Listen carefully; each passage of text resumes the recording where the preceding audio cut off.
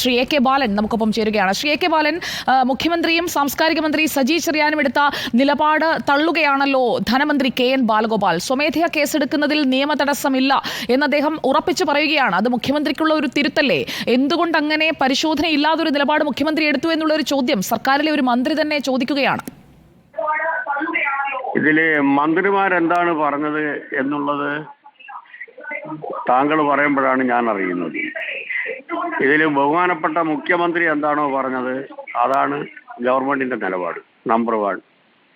Number 2, ഇതുമായി ബന്ധപ്പെട്ടുകൊണ്ട് ഇപ്പോ 2 പൊതു താൽപര്യ ഹർജി ബഹുമാനപ്പെട്ട ഹൈക്കോടതിയുടെ മുമ്പാകെ ഉണ്ട്. ഇതിൽ കൃത്യമായിട്ടുള്ള ഒരു നിലപാട് ബഹുമാനപ്പെട്ട ഹൈക്കോടതി എടുത്തു കഴിഞ്ഞാൽ അതിന്റെ തുടർ നടപടി ഗവൺമെന്റ് സ്വീകരിക്കുന്നതായിരിക്കും. ഇതാണ് രണ്ടാമത്തെ കാര്യം. മൂന്നാമത്തെ കാര്യം, ഇത് ഗവൺമെന്റ് പൂഴ്ത്തി വെച്ചതല്ല. ഇതിന്റെ മുകളിൽ നിയമ നടപടി സ്വീകരിക്കാൻ പാടില്ല, റിപ്പോർട്ട് പുറത്തുവിടാൻ പാടില്ല എന്ന് സ്പെസിഫിക്കായി കമ്മീഷൻ എന്ന് പറയില്ല, റിപ്പോർട്ട് ബഹുമാനപ്പെട്ട ഹേമ ഗവൺമെന്റിന്റെ മുമ്പാകെ സമർപ്പിച്ചതിന്റെ ഭാഗമായിട്ടാണ് ഗവൺമെന്റ് റിപ്പോർട്ടിലെ ഉള്ളടക്കം പറയാതിരുന്നത്. അതിനുശേഷം ബഹുമാനപ്പെട്ട ഹൈക്കോടതി പറഞ്ഞു വ്യക്തികളെ ബാധിക്കുന്ന പ്രശ്നങ്ങൾ ഒഴിവാക്കിക്കൊണ്ട് ഇത് പ്രസിദ്ധീകരിക്കാമെന്ന് പറഞ്ഞു. അത് പ്രസിദ്ധീകരിച്ചു കഴിഞ്ഞു. അതിന്റെ ഭാഗമായി ബഹുമാനപ്പെട്ട മുഖ്യമന്ത്രി ശക്തമായിട്ടുള്ള നിലപാടെടുത്തു. ഇതുമായി ബന്ധപ്പെട്ടുകൊണ്ട് ആരുടെയെങ്കിലും പരാതി വ്യക്തതയോടുകൂടി എഴുതി തന്നു കഴിഞ്ഞാൽ ഈ റിപ്പോർട്ടിന്റെ അടിസ്ഥാനത്തിൽ തന്നെ തുടർ നടപടികൾ എടുക്കാമെന്ന് പറഞ്ഞു. അവസാനമായി എനിക്ക് അഭ്യർത്ഥിക്കാനുള്ളത്, എൻക്വയറി കമ്മീഷൻ റിപ്പോർട്ടിന്റെ അടിസ്ഥാനത്തിലുള്ള റിപ്പോർട്ടായാലും സാധാ നിലയിൽ ഫാക്ട് ഫൈൻഡിങ് റിപ്പോർട്ടായാലും കേവലം റിപ്പോർട്ടിന്റെ ഭാഗമായി കോഗ്നിസൻസ് എടുക്കാൻ പാടില്ല, FIR ഇടാൻ പാടില്ല എന്ന വ്യക്തമായിട്ടുള്ള റൂളിംഗ് ബഹുമാനപ്പെട്ട ഹൈക്കോടതിയുടെ ഭാഗത്തു നിന്ന് ഉമ്മൻചാണ്ടി കേസിൽ വന്നത് താങ്കൾ ഓർക്കും എന്ന് ഞാൻ വിശ്വസിക്കുന്നു. അപ്പോൾ ഇൻവെസ്റ്റിഗേഷൻ നടത്താതെ അന്വേഷണ ഏജൻസികളെ വെച്ച് പ്രാഥമികമായ അന്വേഷണം നടത്താതെ കേവലം എൻക്വയറി കമ്മീഷൻ റിപ്പോർട്ടിന്റെയോ അല്ലെങ്കിൽ സാധാ റിപ്പോർട്ടിന്റെയോ ഭാഗമായി FIR ഇടാൻ സാധിക്കില്ല.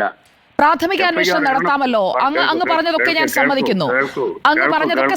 ഇതുകൂടി ചേർത്ത് പറയൂ. പ്രാഥമിക അന്വേഷണം നടത്താമല്ലോ, അതെന്താണ് വേണ്ടെന്ന് വെച്ചത്? അതാണല്ലേ ഞാൻ പറഞ്ഞിട്ടുള്ളത്. പ്രാഥമിക അന്വേഷണം നടത്താൻ ഗവൺമെന്റിനെ സംബന്ധിച്ചിടത്തോളം ഉണ്ടായിട്ടുള്ള അഡ്വൈസ് എന്താന്ന് പറഞ്ഞാൽ, ഇതിന്റെ ഭാഗമായി തുടർ നടപടികൾ ഗവൺമെന്റ് എടുക്കുമ്പോൾ സ്വാഭാവികമായും ഡിഫാക്ടോ കംപ്ലൈനന്റ് ഉണ്ടാകണം, അല്ലെങ്കിൽ ഡി ജൂറെ കംപ്ലൈനന്റ് ഉണ്ടാകണം. ഇതിൽ അങ്ങനെ ഒരു കംപ്ലൈന്റ് കമ്മീഷന്റെ മുമ്പാകെ ഇല്ല, ഗവൺമെന്റിന് കൊടുത്ത റിപ്പോർട്ടിലും ഇല്ല. മാത്രവുമല്ല, കൃത്യമായി 2 ലെറ്ററുകൾ ബഹുമാനപ്പെട്ട കമ്മീഷന്റെ ഭാഗത്തുനിന്ന് ഗവൺമെന്റിന് ലഭിക്കുകയും ചെയ്തു. ഇനി ഇക്കാര്യത്തിൽ എന്താണോ ഹൈക്കോടതി എടുക്കുന്നത് അതിനനുസരിച്ചായിരിക്കും ഗവൺമെന്റ് നടപടികൾ സ്വീകരിക്കുക. സുപ്രീം കോടതിയുടെ മാർഗനിർദ്ദേശം ബഹുമാനപ്പെട്ട മന്ത്രിയായിരുന്ന വേളയിൽ അങ്ങേക്ക് നന്നായി അറിയാവുന്ന കാര്യമാണ്. അങ്ങ് ഒരു മുതിർന്ന രാഷ്ട്രീയ പ്രവർത്തകനാണ്. ഇരകളുടെ പേര് പുറത്തുവിടരുത് എന്നതിന്റെ അടിസ്ഥാനം വെച്ചുകൊണ്ട് വേട്ടക്കാരന് കൂടി സ്വകാര്യത ഉറപ്പാക്കുന്നത് എന്ത് നയമാണ് സാർ? അതെ, ബഹുമാനപ്പെട്ട അവതാരികയോട് എനിക്കൊരു കാര്യം പറയാം. നിങ്ങൾക്ക് നല്ല വിവരമുള്ള ആളാണ്. കോടതിയിൽ ക്രോസ് ചെയ്യുന്നത് പോലെ തന്നെ കക്ഷികളെ സാക്ഷികളെയും ക്രോസ് ചെയ്യാനും അതുപോലെ തന്നെ കാര്യങ്ങൾ മനസ്സിലാക്കുന്നതിന് നല്ല കഴിവുള്ള ആളാണ്. അതേ സമയത്ത് ഒരു കാര്യം മനസ്സിലാക്കണം, നമ്മളെ ഒരു എൻജിൻ റെയിലിന്റെ മുകളിലായാൽ മാത്രമേ ചലിക്കൂ. നിയമപരമായി ഒരു കേസ് ചലിക്കണമെങ്കിൽ നിയമത്തിന്റെ റെയിലിലേക്ക് കൊണ്ടുവരണം. ഇപ്പൊ എൻജിൻ വേറൊരു ഭാഗത്തും റെയിൽ വേറൊരു ഭാഗത്തുമാണ്.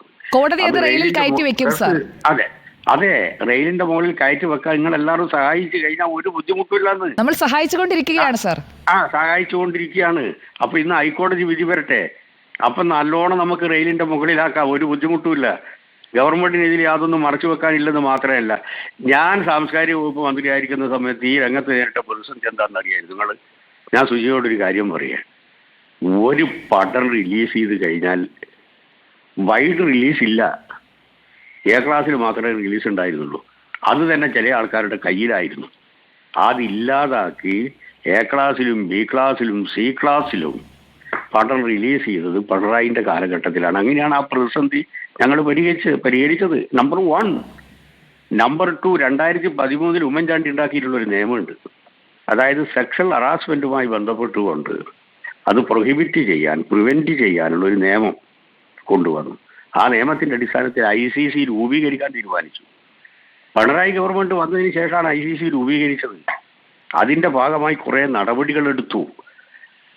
കേരളത്തിലെ ഒരു സാംസ്കാരിക സ്ഥാപനം എന്നുള്ള നിലയിൽ, സാംസ്കാരിക കേന്ദ്രം എന്ന നിലയിൽ സിനിമയെയും, സിനിമ ഒരു വ്യവസായവുമായി ബന്ധപ്പെട്ടുകൊണ്ടാണ് പ്രവർത്തിക്കുന്നത് എന്നുള്ളത് കൊണ്ട് വ്യവസായ രംഗത്തെയും എന്ന് പറഞ്ഞാൽ 2 ക്ലബ് ചെയ്തിട്ടുള്ളതാണ്.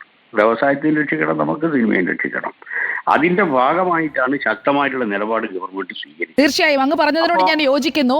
സിനിമയെയും സിനിമ ഉൾപ്പെടുന്ന വ്യവസായത്തെയും രക്ഷിക്കുന്നതിനൊപ്പം സിനിമയിലെ സ്ത്രീകളുടെ ആത്മാഭിമാനവും സംരക്ഷിക്കാൻ കോടതിയുടെ ഇന്നത്തെ ഹർജി പരിഗണിക്കുന്ന വേളയിലെ നിലപാട് കൂടി നോക്കിയതിനു ശേഷം സർക്കാർ അങ്ങനെയൊരു പ്രോഗ്രസീവായ സ്റ്റാൻഡ് എടുക്കുമെന്ന് തന്നെയാണ് പ്രതീക്ഷിക്കുന്നത്. ശക്തമായിട്ടുള്ള നിലപാടെടുക്കും. Thank you. നമുക്ക് വീണ്ടും സംസാരിക്കാം. വളരെ നന്ദി.